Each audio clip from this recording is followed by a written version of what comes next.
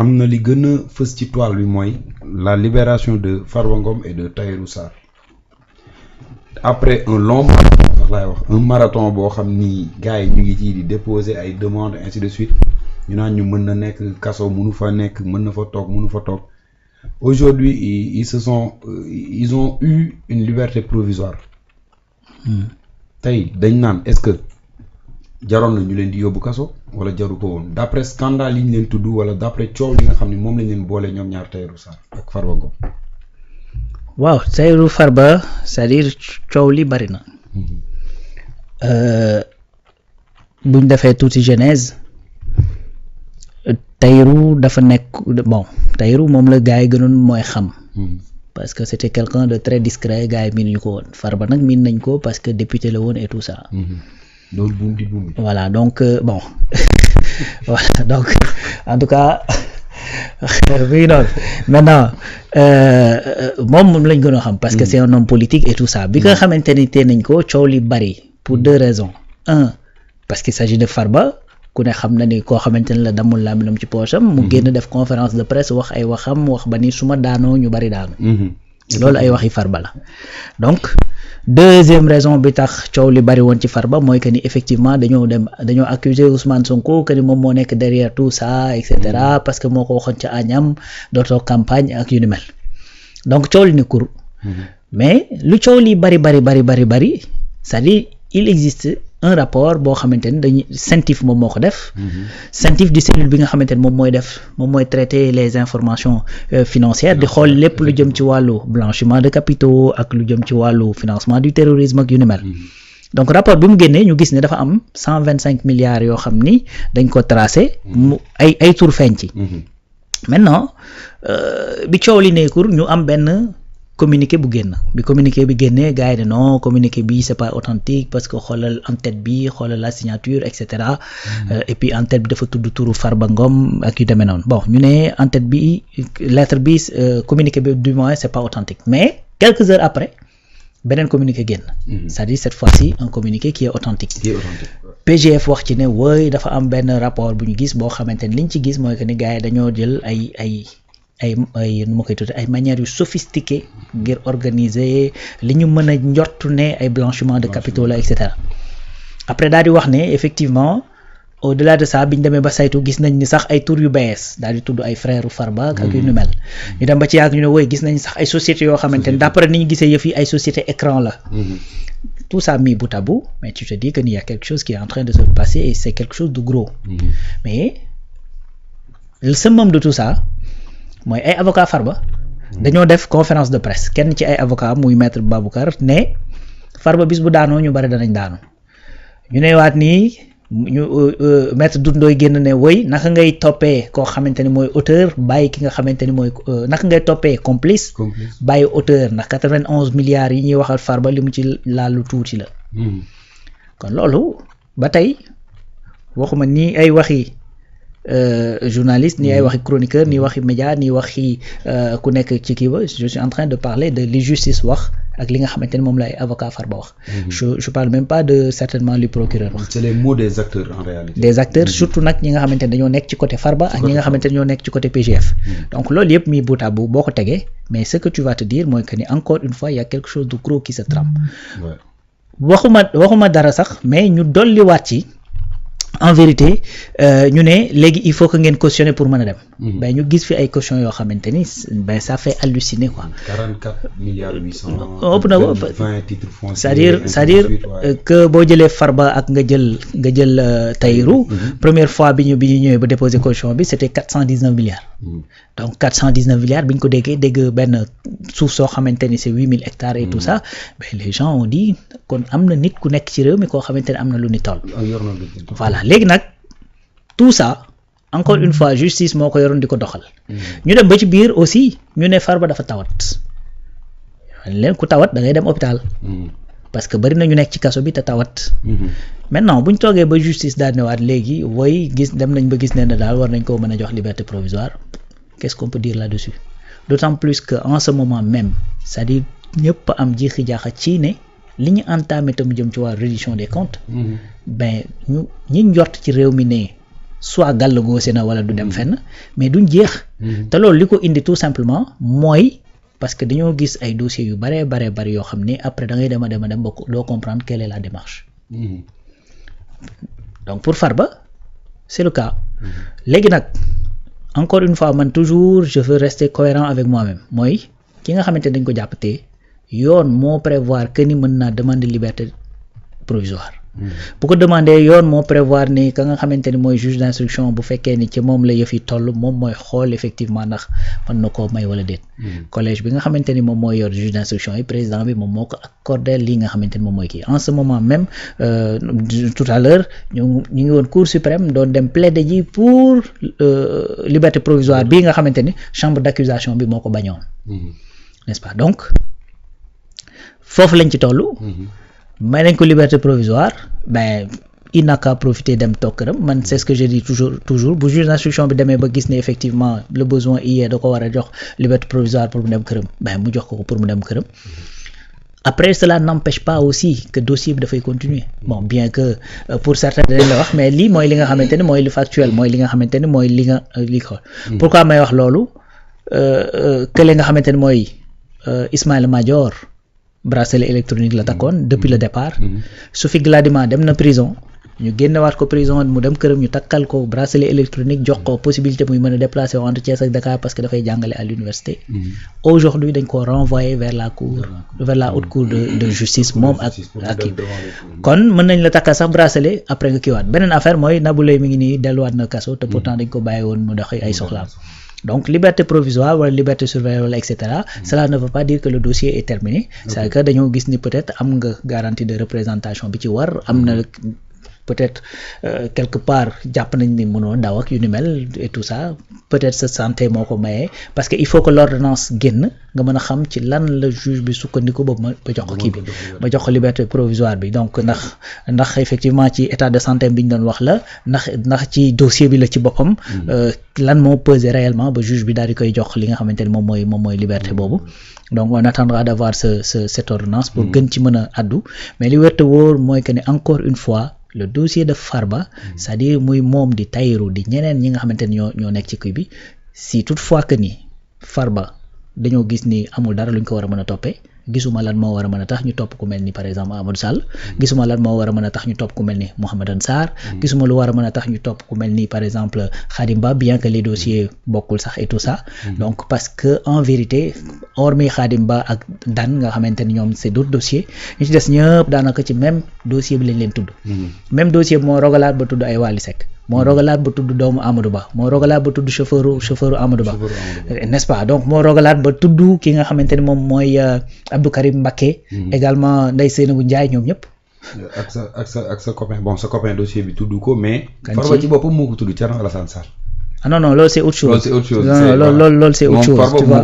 waaw loolu c'est autre chose bon sans pour autant ça va nous permettre de tey jii nii par exemple ma génnee la ci posture bi nga xam ni mooy li juridiction bi wax ak auteurs yi ñoom ñoo wax commentaire bi nga def léegi nii c'est leur fait ñoom ñoo génnee wax yooyu wax ko maintenant boo ñëwee à la place du sénégalais analyseur je veux dire tey jii nii côté dossier boobu lan la jox bon c'est vrai que kii bi xaw na je veux dire xam nga en fait xam nga man je veux pas rentrer dans des jugements de valeur effectivement moo tax léegi Farba en vérité man li ma jàpp mooy tout simplement li nit ñi di ragal ci li nga xamante ne mooy reddition des comptes c'est ce qui est en train d'arriver mooy malheureusement on est en train dafa mel ni ñu ngi nekk di gis un Macky bis pourquoi may wax un Macky bis Macky Sall bi mu ñëwee au pouvoir dafa ne reddition des comptes demande sociale la donc comme reddition des comptes demande sociale la mu activer li ñuy tuddee CREI ñu bari jóg ngaaññe CREI parce que CREI limite bi mu amoon mooy amul double degré de juridiction bu la xasee ba condamné c'est fini ba pare dafa amoon inversion de la charge de la preuve maanaam yow mi ñu accusé yow yaay indi preuve ne defoo donc ñu décrier ko wax ko et tout ça ci côté boobu mais comme da doon soog a ñëw au pouvoir amoon na euphorie bi nga xamante ne moom la sénégalais àndaloon et puis gisoon nañu ni nga xamante ne noonu la régime bu Ablaye Wade doon dundee en termes de milliards parce que fii réew mi bu ñu xamee ci yàq milliards ci Ablaye Wade la tàmbalee donc gars yi jàpp mer googu ne il faut que loolu ñu lijjanti ko ce qui s'est passé mooy que ni Macky Sall ak son régime daal di activer CREI daal def une liste de 25 dignitaires du régime PDS daal ne ñii effectivement il faut ñu topp leen et tout ça jël alal ju bare dugal ko ci ay commission rogatoire wër daal di ñëw juger Karim Wade daal di koy tëj amende ko plus de si je ne m'abuse 117 milliards xaw ma ñaata milliards et tout ça c'est-à-dire 0 franc de récupérer 0 franc ñi ci condamné benn nit lañ ci condamné muy Karim Wade tous les autres après dañ leen bàyyi ñu dox seen soxla au contraire y en a même ñoo xamante ni dañ leen tere woon génn ci biir réew mi Macky Sall moo leen dugal ci avion am ànd ak ñoom génn kii nga xamante ni mooy Omar Sarr par exemple bi ñu jox bërki Demba Ndiaye FDR donc loolu on a l'impression que l'histoire est en train de bégayer que ce qui est en train de se passer mooy que ni lañ doon bañ démb ak bërki démb mooy nit ñi danañu dem jël alalu réew mi caxatee ko quel que soit le mécanisme bi nga xamante ne moom la ñu utiliser parce que d'aucuns vont te dire woy bu ñu jotee ci loolu bi deniers publics yi te defuñu te mosuñoo yor affaire état donc il faut ñu comprendre il faut ñu dem seeti ña nekk ci état et cetera mais bref quel que soit mécanisme bi nga xamante ni tant que dafa nekk mécanisme boo xamante ni jaaru ci yoon ba nga jot ci alalu réew mi c'est-à-dire loolu dañ ko war a saytu ba mu leer maintenant dañu gis ne non seulement dañ jàppoon ne ay lenteur moo ci am mais on est en train de nous rendre compte man bokk personnellement que c'est quelque part du sax lenteur on a l'impression que c'est une politique judiciaire qu'on est en train de mener pour la simple et bonne raison que président ci boppam sax dafa ne ñun dañu bëgg jàmm il faut que ñu dox ci kii bi te tout le monde se pose la question jàmm jooju ñu bëgg noonu c'est-à-dire c'est par rapport à quoi man bokk c'est la question que je me pose dañu bëgg jàmm ci réew mi par rapport à quoi parce que bu dee politiquement chaque jour nit ñi ngi tenir seen ay positions politiques sans problème di am donc bu fekkee ni sur le plan social actuellement il y a aucun problème problème bi am mooy les acteurs sociaux yi nga xamante ni ay syndicats ki demee noonu seen situation demeewul noonu ñu bëgg a commencer di yëngal enseignants yi ñu ngi nii di wax mais sinon le pays actuellement ben ku bëgg rassembler wu yaa ngi rassembler wu opposition bi ngi def ay marche am bi ngi def ay mouvement bi ngi def nañ fi rassemblement bu yàggul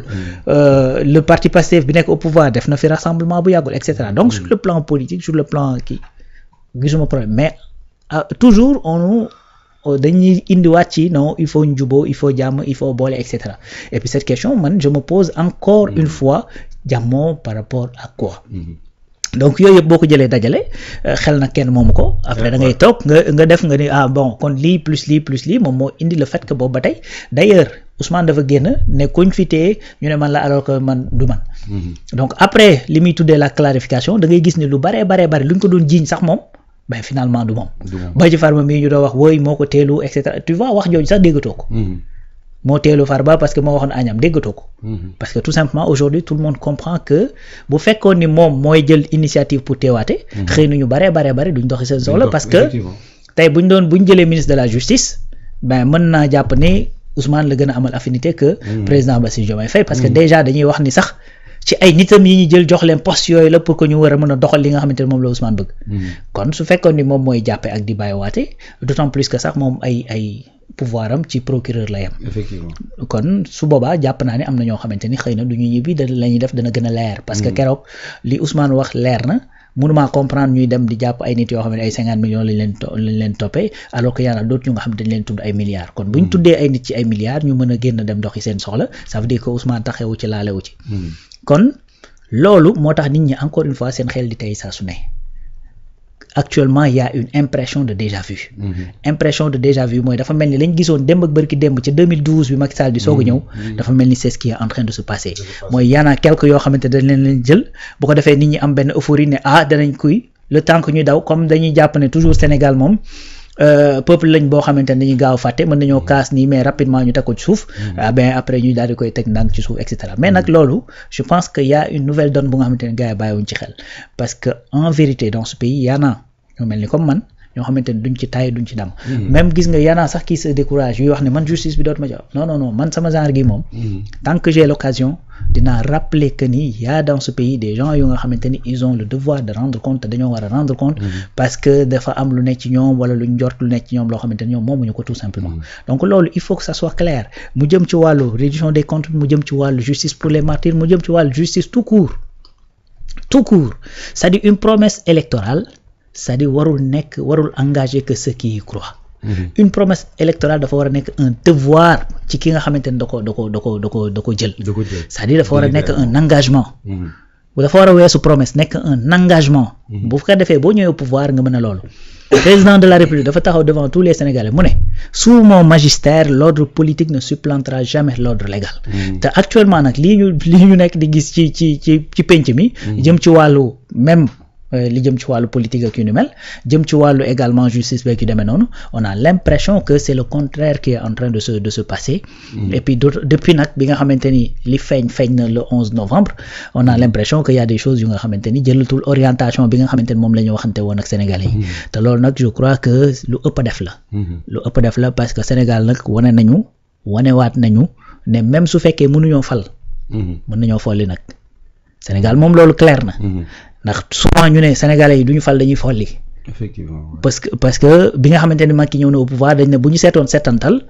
tey xool li nga xamante ni mooy parcours yi nga xamante ni moom la homme politique yi di am ak yu demee noonu xëy na duñu fal Macky Sall mais boobu gisuñu ki ñuy fal ki ñuy folli lañ doon gis loolu nag Sénégal moom encore une fois loolu moom na leer bu ñu mënta fal itam mën nañoo folli ça moom c'est clair et puis je crois que dafa am loo xamante ni en fait ñëpp ciy gagné su amee le peuple da ciy gagné mais également les autorités dañ ciy gagné mooy def une réduction des comptes bu nga xamante ni danañ ko poursuivre ba fa mu war a mën a yem lu ñu mën a récupérer ci alal ji récupérer ko ci war a sanctionner ñu sanctionner la bu ko defee Sénégalais yi xam ni une bonne fois pour toutes réew mi am na ñoo xamante dañoo taxaw pour gaar li nga xamante ni mooy suñuy ay deniers publics te souvent ma rappelé ne li ñuy wax nii waxuñu ko parce que c'est un Farba wala Tahirou la wala et cetera on les connaît même pas c'est-à-dire waxuñu ko ndax ñi fi nekkoon a tax c'est-à-dire dañ koy wax ndax ñi fi nekkoon il faut que ñi ci def lu defuwul ñu tegaat leen ci yoon